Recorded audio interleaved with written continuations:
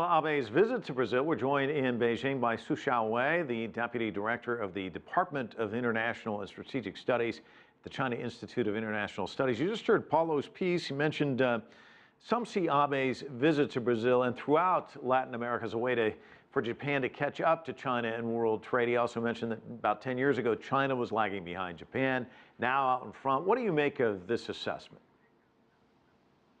Well, I have to say that China is catching up with a lot of countries all over the world. China's growing, and we have already the #2, and we're a big market, and we're a promising country. So it is reasonable that China's influence spread all over the world. And I don't believe that China on purpose compete with other countries in any regions in the world. What China is trying to do is to achieve cooperation, to achieve win-win situation, and to make friends all over the world. On Abe's agenda, this meeting with Brazilian President Dilma Rousseff, we just heard from Rousseff pushing this process of becoming a permanent member of the UN Security Council. What are your thoughts on that, and what does Abe hope to achieve through this visit, do you think? Well, the correspondent talks about G4. The G4 is 4 countries, including Brazil, Japan, Germany, and India.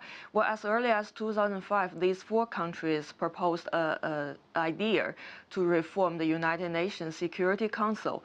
And in Abe's visit this time, I suppose he is trying to achieve or conform agreement with Brazilian officials for the further reforms or further proposals for reforms in the United Nations.